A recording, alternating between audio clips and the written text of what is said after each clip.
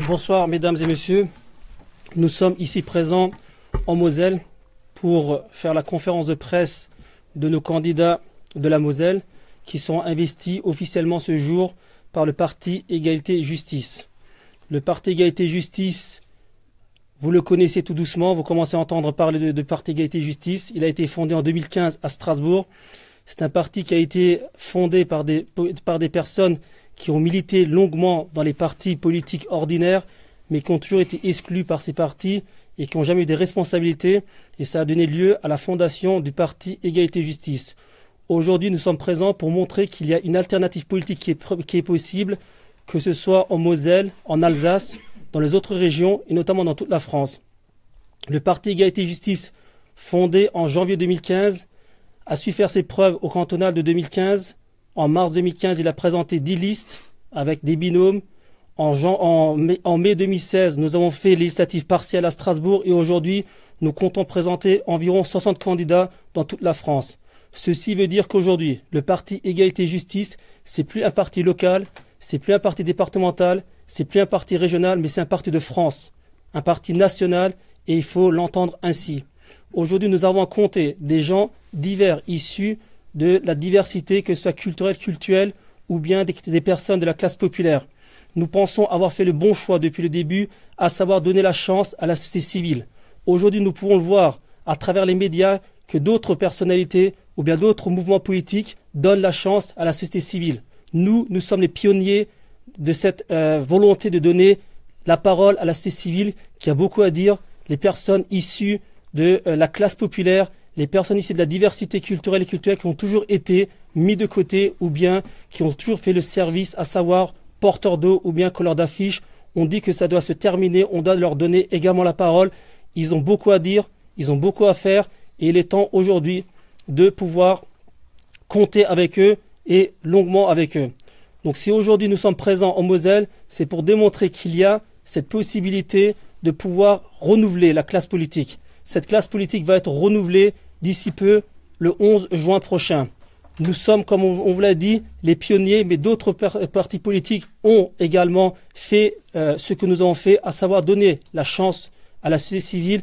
Et c'est une aubaine aujourd'hui à toutes les personnes issues de ces milieux populaires de pouvoir, une fois pour toutes, hausser la voix et hausser la voix, c'est-à-dire se faire entendre. Nous disons qu'il est temps aujourd'hui de prendre en main nos responsabilités et d'avancer tous ensemble pour qu'on puisse faire changer les choses. Mettre de côté les amalgames, mettre de côté la stigmatisation, mettre de côté la marginalisation. Il est temps aujourd'hui de pouvoir faire le chemin ensemble et de casser tous ces tabous. Nous ne pouvons plus continuer ainsi et dire qu'il faut toujours voter pour le moins pire d'entre eux et subir pendant 5 ans, pendant 10 ans, pendant 15 ans, voire 20 ans, des politiques contre nous. Et à chaque fois en nous disant que c'est de notre faute, du fait qu'on n'a pas su faire la part des choses. Je ne parle pas d'intégration, je ne parle pas d'autres terminologies qui sont contraires à nos valeurs. Aujourd'hui, nous disons une chose, il faut bien vivre ensemble. Nous sommes contre le vivre ensemble, nous sommes pour le bon vivre ensemble et il est temps aujourd'hui de pouvoir faire la part des choses. Vivre ensemble, c'est quoi? C'est de pouvoir cohabiter ensemble. Alors qu'il y a des différences énormes et des fossés énormes entre des populations. Bien vivre ensemble, le bon vivre ensemble, c'est pouvoir cohabiter ensemble, mais dans la chaleur, dans l'harmonie et pouvoir faire avancer la société. C'est pour ça que nous défendons ces valeurs-là. Nous défendons également les valeurs humaines. Pour nous, il n'y a pas droite-gauche. Ça n'existe pas. Tous les politiciens qui nous parlent de droite et de gauche, ce sont des politiciens qui sont là pour diviser la société. On l'a vu encore, il y a une émergence politique qui est en train d'être mise en place aujourd'hui. Le président de la République nommé, M. Macron, ce dernier partage les mêmes idées que nous. Mais nous, ça fait déjà quelques années que nous disons, droite-gauche n'existe pas. Il faut avant tout mettre l'humain. Si nous pouvons mettre l'humain au cœur de notre débat, nous pourrons tous ensemble avancer et pouvoir donner confiance à l'un et l'autre. Donc notre conférence de presse aujourd'hui consiste à présenter nos 4 candidats de la Moselle, à savoir Emin Gündüz, qui est à ma droite, 7e circonscription de la Moselle. Ramazan Doğan, à ma gauche, 5e circonscription de la Moselle. Ismaël Tunç, 4e circonscription, il n'a pas pu venir, il a eu un empêchement professionnel. Voyez à quel point notre parti est attaché aux valeurs du travail. La personne qui est issue d'un milieu populaire a sa chance de pouvoir faire une campagne avec d'autres candidats qui ont beaucoup plus de moyens, mais nos candidats savent faire la part des choses, avant tout labeur et après pouvoir donner également de la voix. Osman Kaya, 6e circonscription. Ce dernier a des problèmes de soucis de santé, donc il n'a pas pu être présent aujourd'hui parmi nous. Il s'en excuse. Une fois de plus, le parti Égalité et Justice va apporter un renouveau dans la société politique, dans la société, notamment dans la classe politique. L'échiquier politique est en train de changer. L'échiquier politique est en train de se modifier. Et il est temps que nous, issus de la classe populaire, issus de la diversité culturelle et culturelle, nous puissions, une fois pour toutes, prendre en main ce qui nous appartient, à savoir ce qu'on a toujours donné jusqu'à présent, notre voix, nos voix, et surtout ce que nous faisons depuis longtemps, subir des politiques contraires à nous. Donc il est temps aujourd'hui de reprendre en main cette politique et de pouvoir avancer ensemble pour qu'on puisse modifier les choses. Nous ne disons pas que nous allons révolutionner en intégralité l'ensemble des mentalités politiques, mais nous disons une chose, il y a un début à tout et il faut commencer. Si on ne commence pas et qu'on retarde l'échéance, malheureusement, nous ne pourrons jamais avancer. On va toujours se résigner en disant que c'est tous les mêmes et c'est toujours pareil. Moi, je ne vais pas plus prolonger la conférence me concernant. Je vais laisser la parole aux deux candidats qui vont se présenter et après, nous prendrons les questions. Pour finir, je dirais quand même une chose. Nous avons eu raison. On a gagné. Nous avons milité depuis le début pour le vote blanc. On nous a beaucoup décrit. Beaucoup de détracteurs nous ont dit c'est du n'importe quoi. Vous faites le jeu du Front National, de l'extrême droite. Vous faites le jeu d'autres mouvements politiques. Non, nous, on est dignes. On respecte ce qui a été dit depuis le début. Nous ne sommes pas des électeurs ou bien un parti politique facilement racolable, que ce soit avec d'autres mouvements ou bien parce qu'il y a des stratégies ou alors parce qu'il y a des peurs. Nous savions dès le début qu'il y allait avoir ce front populaire qui va être à nouveau mis en place et encore une fois stigmatiser une partie de la population en disant c'est de votre faute, le Front National est au second tour, maintenant il faut se mobiliser, il faut vous faire petit et surtout jouer le jeu. Non, nous depuis le début on a décrit ce système, on a dit il est temps aujourd'hui de voter blanc et de montrer notre contestation. Je suis fier aujourd'hui d'être le premier précurseur de tous les petits partis politiques ou bien des partis politiques en général à avoir dit dès le début qu'il fallait voter blanc. Et nous sommes arrivés entre le premier et le second tour à 8 millions de personnes qui ont voté blanc, 4 200 000 personnes qui ont voté blanc. Ceci est un chiffre énorme. Et je pense que ça va jouer le 11 juin prochain. C'est pour ça il faut continuer dans la lutte pour dire qu'il y a véritablement une alternative qui est possible. Ça ne va pas se faire dans les prochains mois, ça ne va pas se faire dans les prochaines années, mais on espère que d'ici 2-3 élections, le parti Égalité et Justice saura se faire entendre. Je vous remercie. Je donne la parole à M. Emin Gündüz. Tout d'abord, je tiens à remercier chacun pour ce beau discours. Et je rejoins pleinement ce qui a été dit. Et je rejoins, donc c'est pour ça que je suis là aujourd'hui. Donc, Emin Gündüz, marié, 3 enfants, 3 garçons. J'ai 39 ans. Je suis né en Turquie, mais grandi en France. J'ai fait toute ma scolarité en France. Je suis intégré en France et je fais partie de cette population française. Mais par contre, je n'ai pas proposé un discours assez long, mais juste raconter une petite anecdote qui m'est arrivée la semaine dernière. Mon petit garçon, 7 ans, m'a appelé. J'étais sur la route pour venir faire un peu de compagne, un peu de travailler sur ma compagne. Il m'a dit, papa, où tu es? T'es pas là vendredi, t'es pas là samedi, t'es pas là dimanche. Il dit, mais est-ce que tu as une chérie? Je dis, chérie? Non, mais ma maman. Et il m'a dit ciao, il m'a raccroché. Je comprenais pas, mais qu'est-ce qu'il voulait dire mon fils? En fait, il dit, mais papa, ton bonheur il est à la maison, t'as tes enfants, t'as ton épouse, mais qu'est-ce que tu trouves de plus? Mais le truc, j'ai réfléchi. C'est quoi? C'est le servir à la population, servir à mon pays, qui est la France. Je suis là, je me bats pour mettre mon grain de sel, mettre une petite pierre pour consulter, pour être le pont, l'interlocuteur, le représentant de tous les Français, de citoyens immigrés. Quoi. Voilà, donc je voulais dire que j'y crois à cette partie politique PEJ, que je remercie Shakir Çolak, le président, de me donner cette opportunité. J'y crois à cet renouveau, j'y crois à que nous, les jeunes immigrés de France, puissent apporter quelque chose à cette belle France. Voilà, donc c'était tout que je voulais partager avec vous. Je remercie Emin Gündüz d'avoir parlé. Encore une fois, on voit à chaque fois de nos candidats qui parlent du cœur. C'est une anecdote qui est très importante parce qu'on fait des sacrifices énormes. Nous ne faisons pas de la politique pour faire de la politique politicienne. On fait de la politique sur des sacrifices familiaux, professionnels et autres. Et tout ceci pourquoi? Pour vivre en harmonie et que on puisse, une fois pour toutes, ramener le bien vivre ensemble entre nous et qu'on arrête à chaque fois de stigmatiser lorsque ça va mal.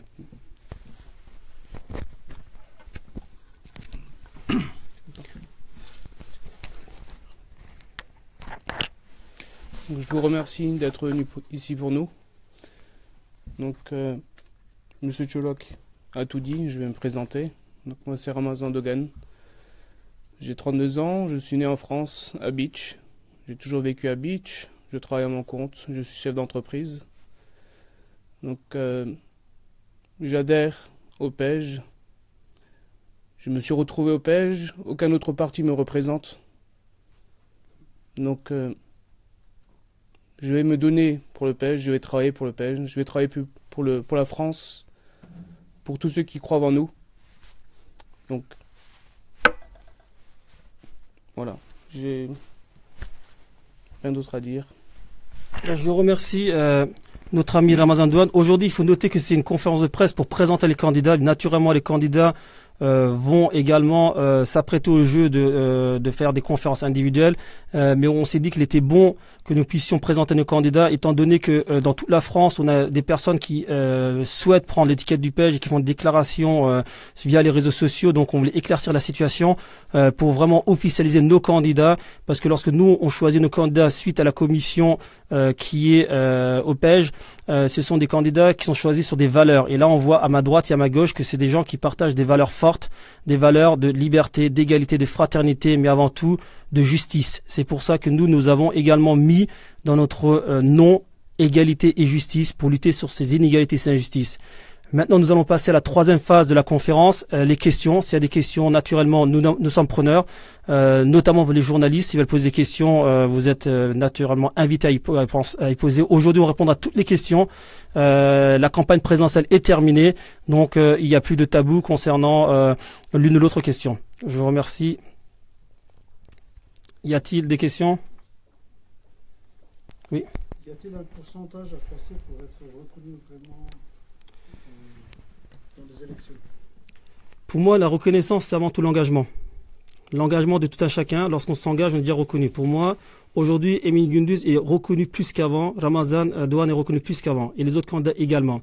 Le pourcentage concernant le PEJ, on n'a pas de seuil. On aimerait bien naturellement faire un pourcentage honorifique, à savoir passer la barre des 5% sur le plan national. Mais le fait qu'on ait 1%, 2% sur le plan national montre qu'il y a un dynamisme, parce que faire 1-2%, c'est très difficile. La campagne est très courte, c'est une campagne qui va durer 3 semaines, et surtout ça montre qu'il y a des gens qui adhèrent au projet et qu'il faut développer davantage de projets pour les élections à venir. D'autres questions? On est entre nous, hein, vous pouvez poser les questions que vous voulez, soyez libres. Toutes les questions qui vous turlupinent, allez-y. Aujourd'hui, je vous dis, il n'y a plus les présidentielles, vous pouvez y aller, il n'y a pas de problème. Oui.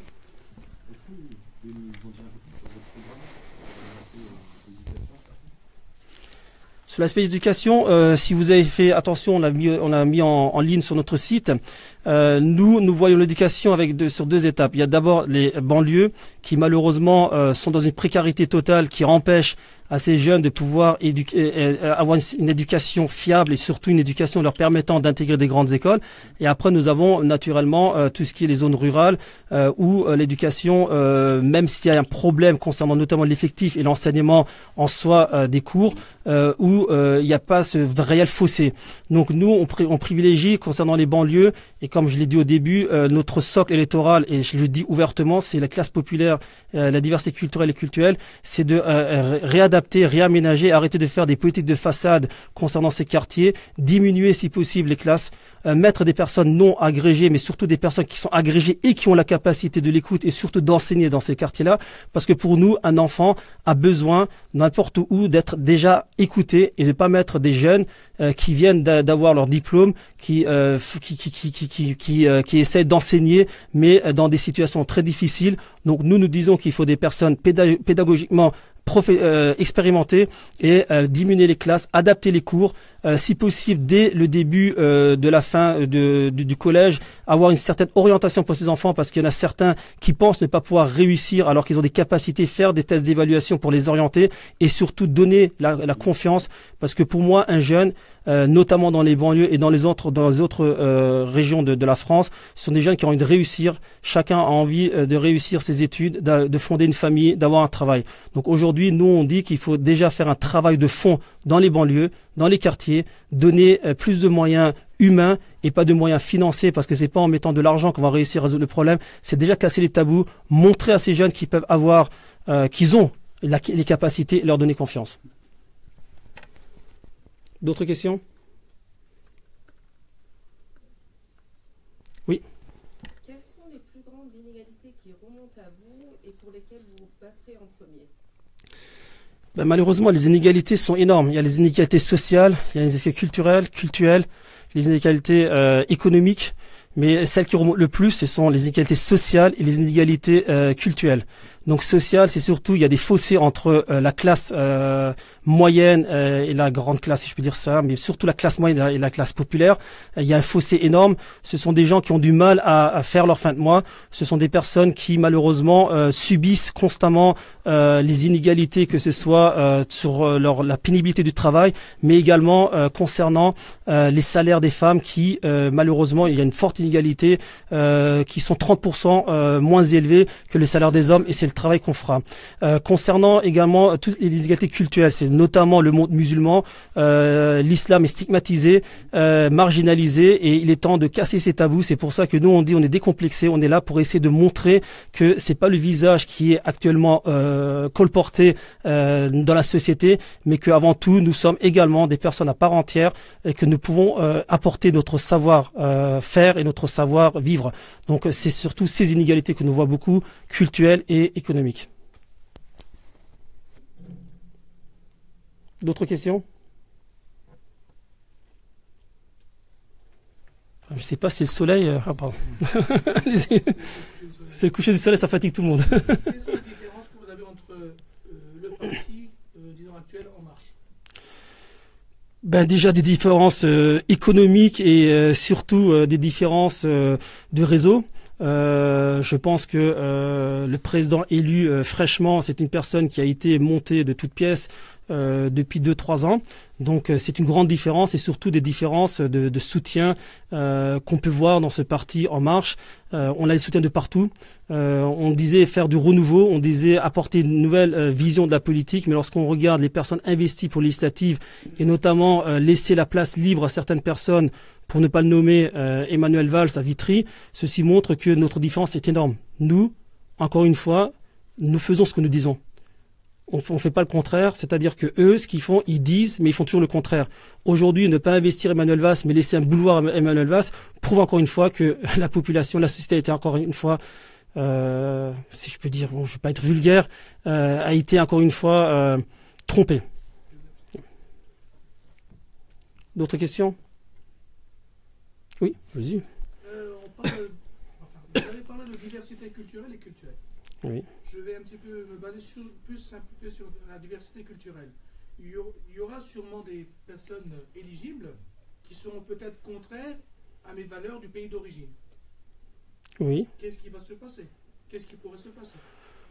Moi, je crois en la France, je crois en la démocratie, je crois en ce pays qui est quand même notre pays et le pays des droits de l'homme. Je pense que il faut casser les tabous. Une fois que les tabous sont cassés et qu'on arrive à s'exprimer, à se faire comprendre, à se faire entendre, je suis sûr qu'il n'y aura plus ces divergences, ces zones d'ombre qui y a actuellement. Donc je pense que c'est à nous de faire ce travail. C'est pour ça qu'aujourd'hui le PEJ s'est mis en route pour essayer, je dis pas en marche, je dis en route, pour éviter les amalgames. Donc c'est mis en route aujourd'hui pour essayer de casser tout cela, parce que nous pensons que c'est vraiment du colportage qui a été fait depuis le début. Sont responsables de la situation actuelle de la France, alors qu'il y a une crise économique. Avant tout, il faut travailler sur l'économie. D'autres questions? Sur quel axe la reprise de l'économie sur le bassin houiller, par exemple? Sur le bassin? Le bassin houiller, ici, Sur le bassin rouillé, je pense que le candidat qui est pas là aujourd'hui, Ousmane Kaya, vous en dira un peu plus, parce que nous laissons également, moi je suis le président du parti, nous allons laisser chaque candidat pouvoir débattre sur son secteur. Me concernant, pour ma part, oui, il y a du travail à faire concernant sur le bassin rouillé. Nous voyons qu'il y a de plus en plus de désertions, il y a beaucoup de sociétés qui sont liquidées. Il faut réadapter par rapport aux besoins, il faut arrêter de faire avec l'ancien et injecter, comme j'ai dit encore avant pour les banlieues, faire de la politique de façade. Nous l'avons vu avec ArcelorMittal, bon, je pense qu'ils sont pas trop loin d'ici. On a vu ce qui s'est passé, on a injecté de l'argent, mais je pense que cet argent, on l'a investi dans le service, dans d'autres secteurs, ça a permis de créer de l'emploi, alors que là, c'est de l'argent perdu. Et encore une fois, c'est nous qu'on paye les pots cassés, les impôts vont augmenter, on va continuer encore à devoir serrer la ceinture. D'autres questions? Oui. Qu'est-ce qu'on peut faire pour faire gagner Emin Gündüz? Travailler. Ce que vous devez faire, c'est déjà montrer la sincérité et surtout la personnalité de Emin Gündüz. Emin Gündüz, c'est une personne qui est intègre. C'est pas une personne qui est là pour essayer de se chercher un fauteuil parce qu'il a besoin de faire la politique. Il fait la politique parce qu'il ressent qu'il y a un besoin, un vide. Après, vous, ce que vous devez faire, c'est mettre en place un comité qui va faire du porte-à-porte, qui va discuter avec les gens, qui vont faire des réunions d'appartements, éviter les grandes réunions, c'est pas la peine, c'est surtout du contact, du terrain, parce qu'aujourd'hui, malheureusement, la classe populaire et la diversité culturelle sont à ce point mécontents de la politique qui vont même plus voter. Alors que c'est un devoir civique, il y a des gens qui sont morts pour cela, ils ont perdu leur vie pour qu'on puisse voter, mais c'est devenu à un tel point banalisé qu'on va même plus voter. Donc c'est montrer déjà l'importance du vote et surtout l'importance que Emin Gündüz soit élu, parce que Emin Gündüz, lorsqu'il est élu, il sera là pour vous et non pour lui et comme certains pour sa famille. Ouais, parce que nous, à Paul-Juda, par exemple, on est 400-500 Turcs. Nous, on avait dit, allez, moi, ça fait 35 ans que je suis à Paul-Juda et je prends 3 copains, vous voyez? Et chacun comme ça va nous tripler les voix. C'est ça, on appelle ça effet boule de neige. C'est ce qu'il faut mettre en place, l'effet boule de neige. Il faut tripler les voix. Il faut viser toutes les populations. Il faut viser toutes les diversités parce qu'aujourd'hui, nous avons tous besoin d'être représentés. Nous, on a la chance d'appartenir à une certaine communauté et on a pris les devants. On s'est dit qu'en cheval de bataille, on va essayer de faire changer les mentalités. Mais avant tout, c'est tous ensemble qu'on va réussir à faire changer les mentalités. Donc, il faut voir toutes les diversités culturelles pour essayer d'avancer avec eux parce qu'on a tous un mal-être. Aujourd'hui, on souffre tous. Et c'est pas qu'une partie de la population, c'est vraiment la classe populaire qui est en train de souffrir de jour en jour. Et parti comme ça, j'ai l'impression que ça va encore continuer.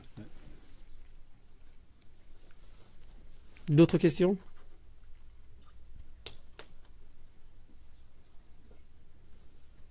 Monsieur le journaliste, il n'y a plus de questions. Il est en train de régler sa caméra. Non, j'aurai des questions pour monsieur Kaya plus tard. Plus tard, d'accord. Pour moi, vous n'avez pas. C'est gentil. D'autres questions? S'il n'y a plus de questions, je tiens encore une fois à vous remercier. Sachez que la campagne est lancée. Officiellement, elle sera lancée à partir de la semaine prochaine. Il y aura la possibilité de déposer le dossier de chaque candidat pour qu'il soit officiellement investi via la préfecture. Sachez, comme a dit monsieur, il faut faire gagner des gens qui sont là pour vous, qui viennent vraiment de la société civile, qui sont là, qui font des sacrifices. Lorsqu'il nous conte l'histoire de son fils, c'est une histoire qui est importante, c'est un événement qui est touchant.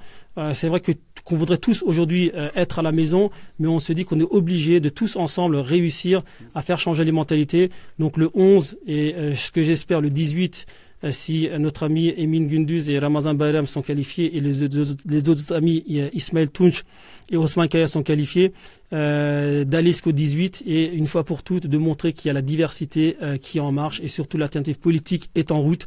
Le PEJ pèse actuellement sur l'échiquier politique, sachez-le. Le PEJ, c'est un parti national. Il y a tout le monde aujourd'hui qui parle du PEJ, que ce soit Metz, que ce soit Paris, que ce soit Orléans, que ce soit Marseille, que ce soit Perpignan. Donc vous êtes les précurseurs. Saisissez, aidez nos candidats pour faire des bons scores. Je vous remercie. Bonne soirée.